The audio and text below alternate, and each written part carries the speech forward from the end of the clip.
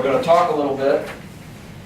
You go to 5 primary challenges, and this is where I start with companies. I have the senior leadership team do an online assessment with these 27 challenges to see what the organization thinks.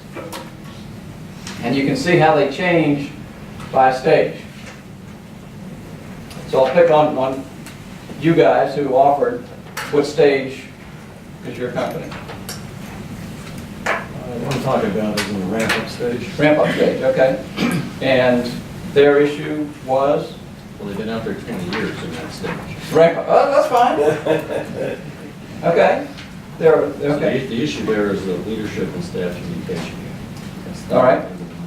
All right. So that matches up with one of the stage 2. This was not a plant. This matches up with one of the top 5 from the research.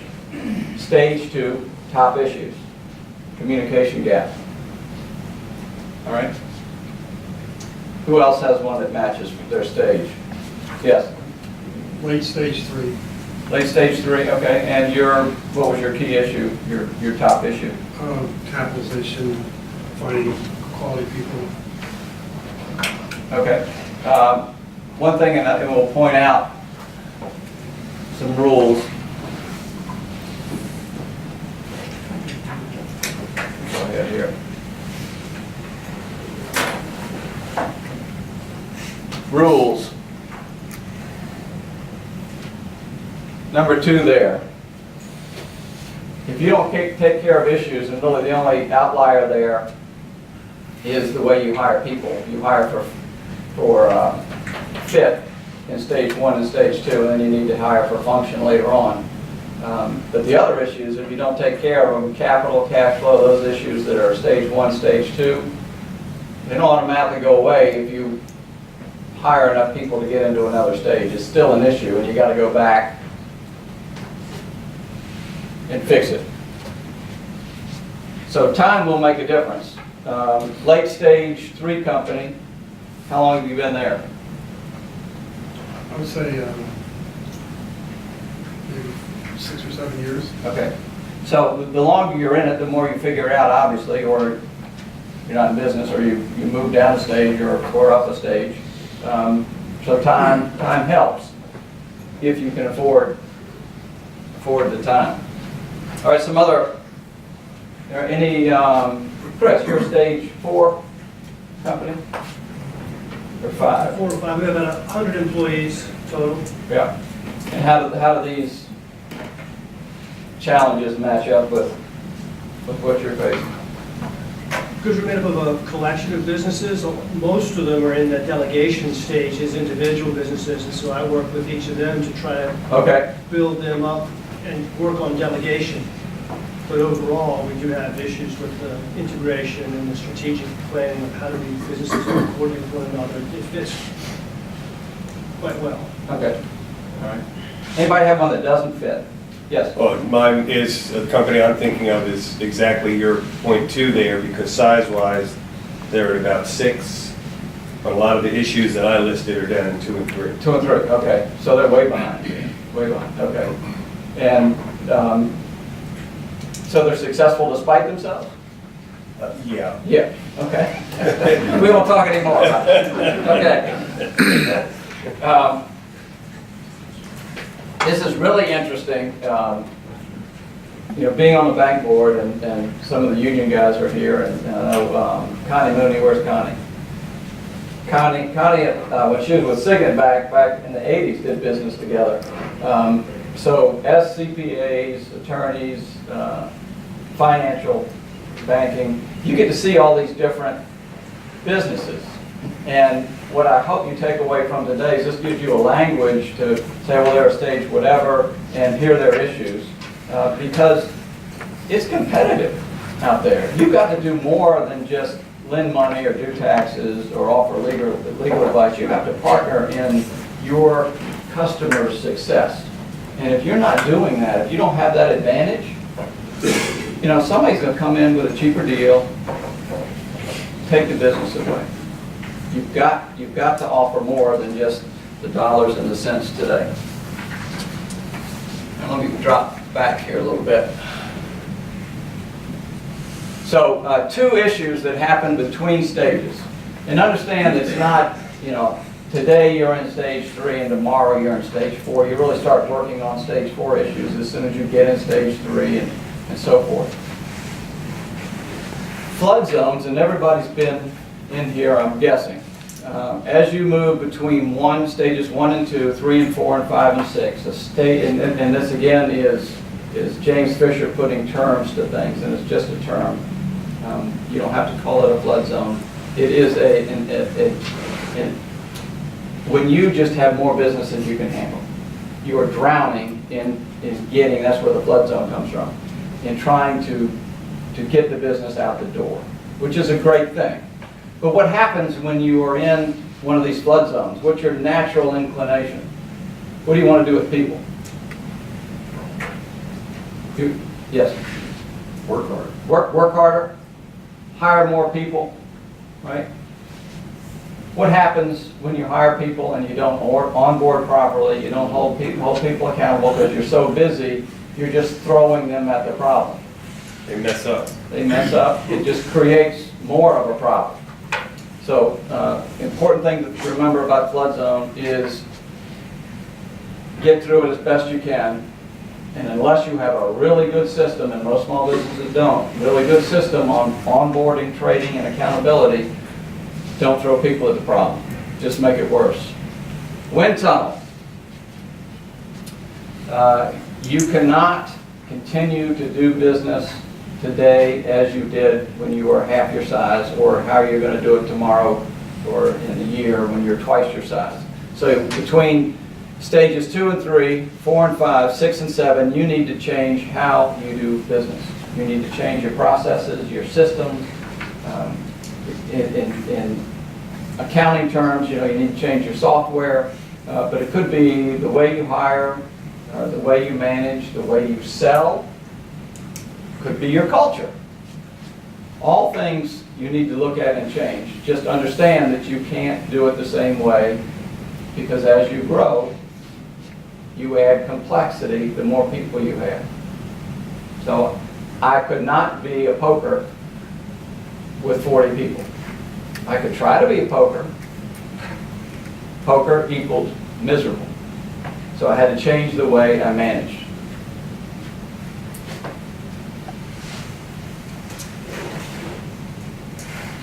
We've been through the rules. That last one did not come up, but if you aren't growing, you're dying. And I don't, with all my customers, I don't tell them they have to grow. What I tell them is they have to get better. And that's what I mean by growing. If you continue to do business, same number of people today that you might have 10 years from now, if you don't get better at how you do business, someone's going to take it from you. You have to always be getting better, and that's not a secret, but you can't just sit still.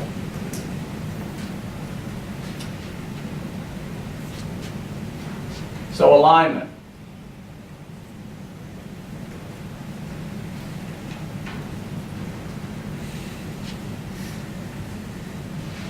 Imagine if you took this home and asked each one of your staff to pick what the 5 top challenges were. Are they going to be the same as yours? They're not. What they think is important and what you think is important are two different things. The last time somebody was honest with you was before you were CEO and their boss. They're going to tell you what you want to hear. I don't care how close you are to that person. They're going to tell you what they think you want to hear. So you've got to ask them, all of them, in a manner that will elicit some honesty. And they have to know there are no consequences for that.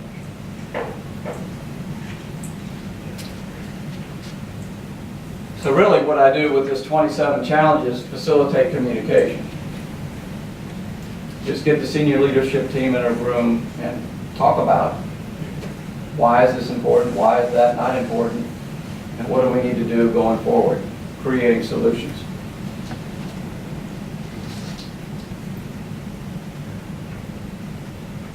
So, out of that discussion, ideas, solutions, and then accountability going forward on getting those issues solved. It's not rocket science. It's only communication, alignment, taking the steps. Tough to do when you're a CEO because you've got other things you have to do. But there's nothing more important you can do than create that alignment. So, 3 gates of focus. Any questions on the 27 challenges before I go forward? Anybody feel like there's one that you have that isn't on there? Or one of your customers?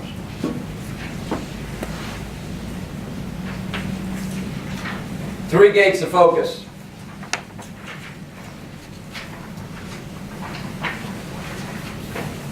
Profit, people, process. Every issue you face is either process, people, or profit. If you look on the back, 3 gates of focus right here, little descriptor.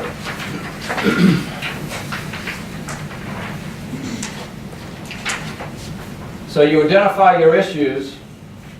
Next step is it a people issue? Is it a profit issue? Process issue. Helps narrow the focus to get to the solution.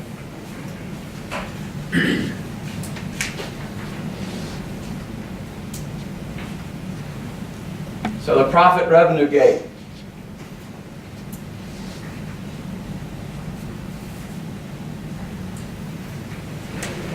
Can be capacity issues. People gate. Building competency and innovation through the conscious development of people. Or is it a process transforming complexity into clarity through systems? So let's drop back. Think of your top issue at the company from the 27 challenges. Is it a profit, people, or process issue? And how will that help you going forward frame the solution and create alignment?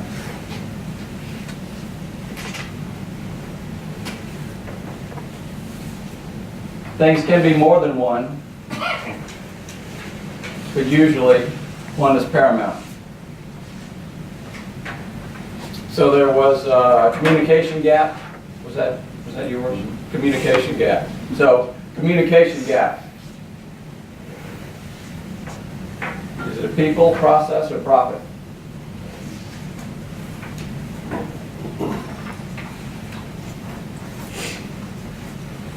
Could be people and process.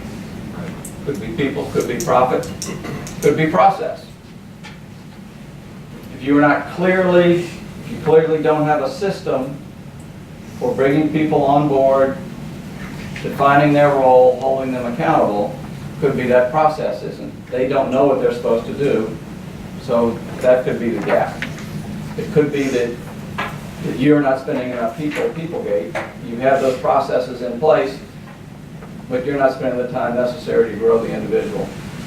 Have one-on-one feedback with them. Because you're busy. Everybody's busy. Who in here likes to do reviews with employees? Anybody? One person. That's typical. Everybody hates reviews. Why? As leaders, we don't want to be told what to do. We think other people don't want to be told to do. We think, look, there's that hill over there, you go stick a flag in it, I don't care how you do it, just get it done. But most people want to know that to do that, you step here, and then you sidestep one. We don't want to be told this, but most of your staff wants to clearly understand exactly what you want them to do. And we don't take the time to do it. Once you do that, they're much happier. They get instant feedback. I did it just the way you wanted me to. Aren't you happy? Yes, I am happy. Thank you. But it's taking the time to create that process and thinking outside, because you are a CEO, a leader, You hate process. You're going to do things however you have to get the job done. And you don't want to be told what to do, so it's not natural for you to do it. What was another issue we had? My issue was getting people Buy-in? and having the money to afford to. Oh, capital, okay, yeah. And I have two businesses that are interrelated, and two managers, one for each business and one business.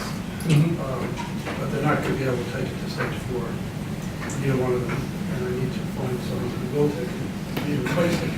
Okay, But I don't have the money to replace it. gotcha. Tough spot, so mostly a people issue, and could be some process, but mostly a people Well, it's issue. capital, sure. Capital, all three, yeah.